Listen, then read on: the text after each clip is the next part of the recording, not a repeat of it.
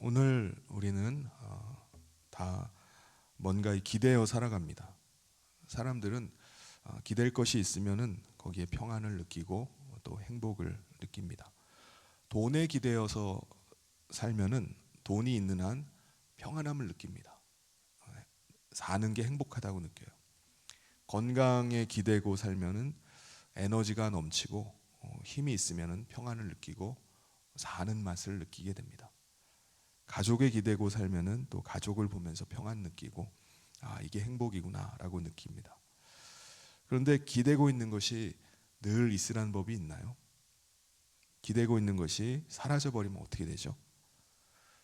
예를 들면 더 큰 돈을 더 큰 돈으로 불리기 위해서 어디 좋다는 데가 투자했다가 한꺼번에 다 잃어버릴 수도 있습니다.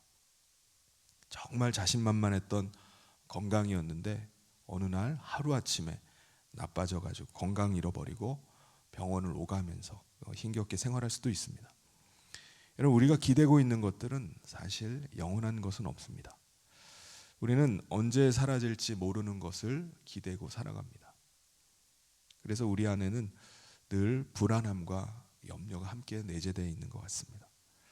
예수님의 제자들도 자기들이 기대고 있는 예수님께서 말씀하셨던 대로 혹시 잡혀가시면 어떻게 하나?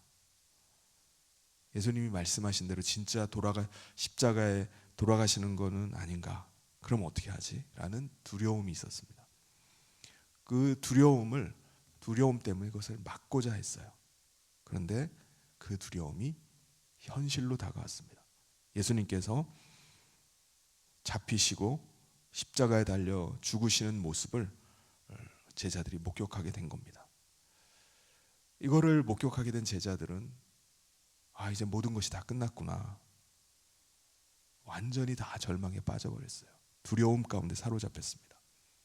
더군다나 안식 후 첫날 새벽에 예수님의 시신을 안치했던 무덤에 예수님의 시신이 사라져버렸다는 것을 듣고 달려가서 그것을 확인한 제자들은요, 완전히 두려움에 빠졌습니다. 왜냐하면 이제는 자신들이 예수님의 시신을 훔쳐간 범인으로 누명을 뒤집어 쓸 수밖에 없었기 때문입니다. 그래서 제자들은요, 급히 무덤을 떠나버렸습니다. 그런데 함께 갔던 막달라 마리아는 무덤을 떠나질 못했어요. 왜냐하면 예수님의 시신을 자기라도 찾아야 된다라고 생각했기 때문입니다. 그래서 마리아는 울면서 무덤 안을 다시 확인하러 들여다보다가 무덤 안에 흰 옷을 입은 두 천사를 발견합니다. 그들은 마리아에게 말하는 거예요. 왜 울고 있느냐? 마리아는 그들에게 누군가가 예수님의 시신을 어디다 옮겼는지 몰라서 지금 울고 있다라고 대답을 합니다. 그리고 마리아가 뒤를 돌아보니까 누가 있었죠? 또 한 사람이 있었는데 바로 부활하신 예수님이 서 계셨습니다. 마리아는 자신의 이름을 부르는 예수님의 그 목소리를 듣고 비로소 자신 앞에 서 계신 분이 바로 예수님이라는 사실을 깨닫게 됩니다. 마리아는요, 예수님을 보자마자 그 발 아래 엎드려서 예수님 발을 꼭 붙잡습니다. 근데 예수님께서 막달라 마리아에게 뭐라고 말씀하셨죠? 17절 말씀을 우리 같이 한번 읽어보겠습니다. 시작. 예수께서 이르시되 나를 붙들지 말라. 내가 아직 아버지께로 올라가지 아니하였노라. 너는 내 형제들에게 가서 이르되 내가 내 아버지 곧 너희 아버지 내 하나님 곧 너희 하나님께로 올라간다 하라 하시니. 막달라 마리아는 그 즉시로 제자들에게 달려갑니다. 그리고 그들에게 부활하신 예수님을 증거했어요. 18절에 보면 막달라 마리아가 가서 제자들에게 내가 주를 보았다 하고 또 주께서 자기에게 이렇게 말씀하셨다 이르니라. 근데 제자들은 어떻게 하죠? 마리아의 말을 믿지를 않습니다.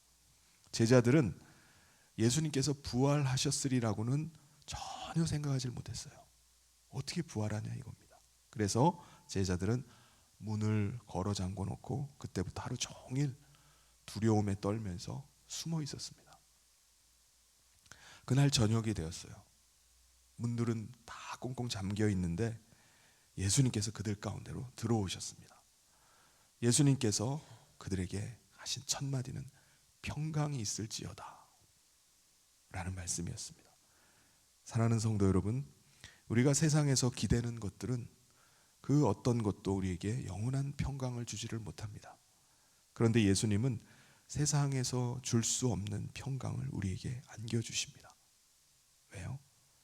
예수님은 다시 살아나셨고 영생하신 예수님은 오늘도 우리 안에 살아계시기 때문입니다. 요한복음 14장 27절 말씀을 우리 같이 한번 읽겠습니다. 시작. 평안을 너희에게 끼치노니 곧 나의 평안을 너희에게 주노라. 내가 너희에게 주는 것은 세상이 주는 것과 같이 아니하니라. 너희는 마음에 근심하지도 말고 두려워하지도 말라. 여러분, 중요한 것은 우리 마음의 문을 활짝 열고 그 예수님을, 부활하신 예수님을 우리 마음에 모셔드리는 겁니다.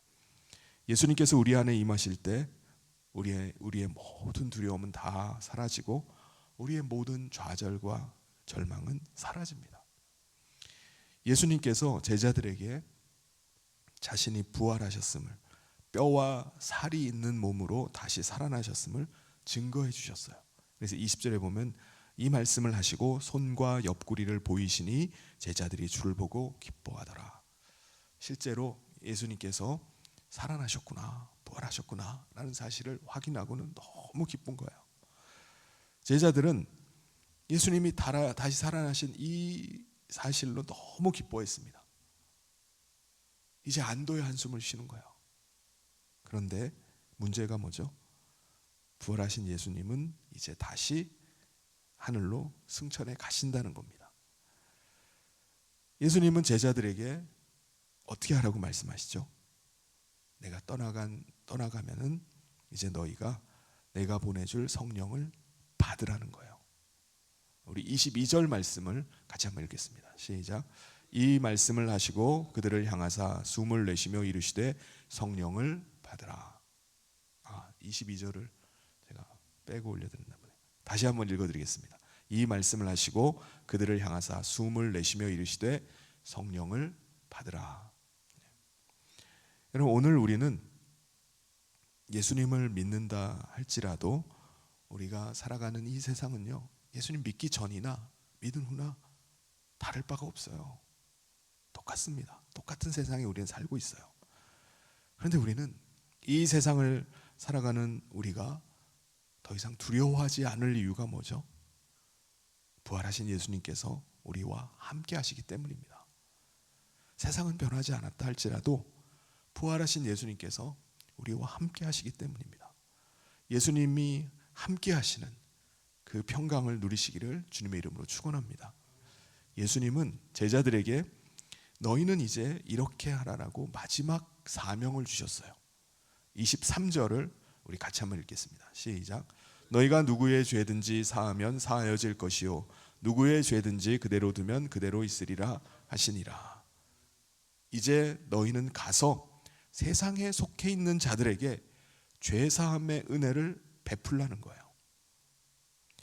여러분, 우리는 사람들을 다시 하나님께로 돌아오게 할 수도 있고 돌아오게 하지 못할 수도 있습니다.